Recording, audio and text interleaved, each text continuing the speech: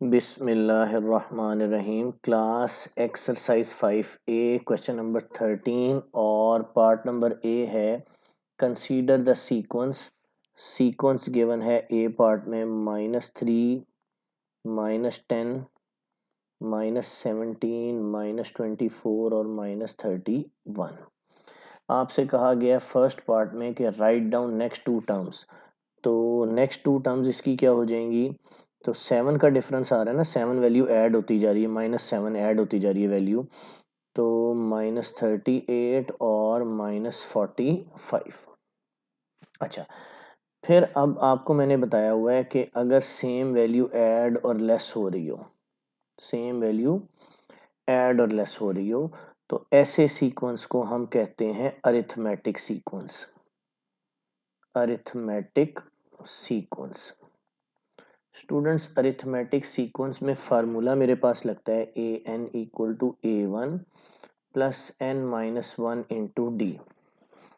और d calculate कर लेते हैं। यहाँ पे d इक्वल होता है a2 माइनस a1। जी, ये a1 है, ये a2 है, यानी फर्स्ट टर्म और सेकंड टर्म। तो सेकंड टर्म है -10 और फर्स्ट टर्म है -3। ये माइनस माइनस मेरे पास हो जाएगा +3 और d आ जाएगा -7। सेकेंड पार्ट में मुझे कहा है कि nth टर्म कैलकुलेट करनी है हमने। ये nth टर्म का मैंने फार्मूला लिखा हुआ है, इसमें वैल्यूज पुट कर दूंगा। a1 है मेरे पास -3 और n-1 इंटू डी मैंने कैलकुलेट किया -7। जी स्टूडेंट्स, ये -7 इन दोनों से मल्टीप्लाई होगा, -3 -7n और +7। जी, ये 7 में से 3 माइनस कर दोगे तो आपके पास आ जाएगा 4 - 7n। पी पार्ट का आंसर आ गया। अब नेक्स्ट पार्ट है consider another sequence. First 4 terms of another sequence, और कहा है कि इस सीक्वेंस को आपने फर्स्ट वाले सीक्वेंस से कंपेयर करना है। इस वाले सीक्वेंस से इस वाले सीक्वेंस को कंपेयर करना है और फिर nth टर्म फॉर्मूला जनरेट करना है आपने। जी, पहले वाला सीक्वेंस मेरे पास था -3। अब क्वेश्चन बी पार्ट की तरफ चल रहे हैं। पहले वाला सीक्वेंस था -3, -10, -17, -24, -31। और अब वाला सीक्वेंस है -93, -100, -10, 107 और -114। अच्छा, अब इसके लिए मुझे nth टर्म कैलकुलेट करनी है। इसकी तो nth टर्म निकल आई ना, an इक्वल टू 4 - 7n। ये हमने निकल है, ये इस सीक्वेंस की है मेरे पास। अब आप ये देखें, ये सीक्वेंस इससे कितना ज्यादा है।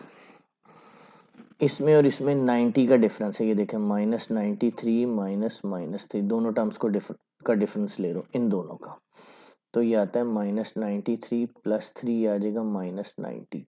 यानी ये जो वैल्यू नीचे वाली वैल्यू है, ये 90 वैल्यू कम है। ठीक है, तो इसी का अगर मैंने इससे कंपेयर करके फार्मूला जनरेट करना है, ये देखें, इसका मेरे पास था an 4 - 7।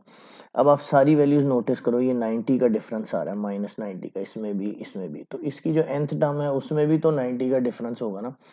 4 - 7n -90 का डिफरेंस था। तो nth टर्म में से भी 90 निकाल दिया, तो an हो जाएगा 4 में से 90 निकालें -86 -7n। ये मैंने फॉर्मूला जनरेट कर लिया इसका, उससे कंपेयर करके, फर्स्ट वाली टर्म से कंपेयर करके, क्योंकि इनकी सारी टर्म्स में -90 का डिफरेंस था। तो वही -90 का डिफरेंस मैंने इसकी nth टर्म में भी लगा दिया। अब हमसे पूछा है कि -268 ये सीक्वेंस की टर्म है कि नहीं है। तो फार्मूले में लगाते हैं, फार्मूले में लगा के देखते हैं कि -268 इसका सीक्वेंस बनता है कि नहीं बनता।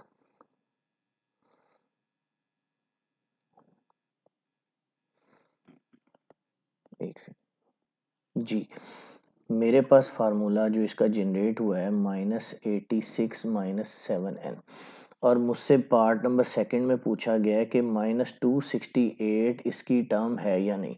तो मैं इस वैल्यू को इसकी जगह रिप्लेस कर देता हूँ, और अगर मेरा n जो नंबर है वो नेचुरल नंबर आ जाता है या इंटीजर्स में आ जाता है, पॉजिटिव इंटीजर में आ जाता है, तो ये इसकी टर्म है।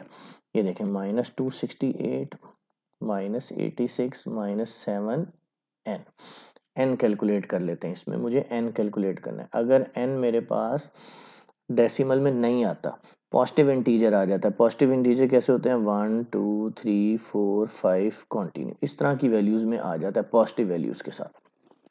तो ये इसका पार्ट है। ये -86 से इधर आके क्या हो जाएगा? +86। तो 86 में से माइनस कर दें 268, तो आता है -182।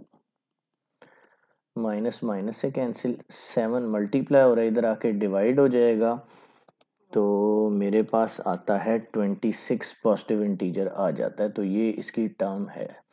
Yes, -268 is a term of given sequence. Given sequence एक और तरह से भी चेक कर सकते हैं। अब इसको चेक कर लेते हैं जी। कौन एन मेरे पास क्या टर्म थी? -86 -7। एक बात को बढ़ा रहे हैं अब हम इसको कि इसकी 26 टर्म निकाल लेते हैं। देखें ना, -86 -7 इंटू 26, तो ये आ जाएगा 7 मल्टीप्लाई बाय 26 -182। तो ये आपके पास आ जाएगा 268 ही आता है। 26 टर्म जो है वो इसकी 268 ही है। Thank you. उम्मीद है आपको मेरा लेसन पसंद आया होगा। मेरे चैनल को सब्सक्राइब, वीडियो को लाइक, दोस्तों को शेयर करें। अल्लाह हाफिज़।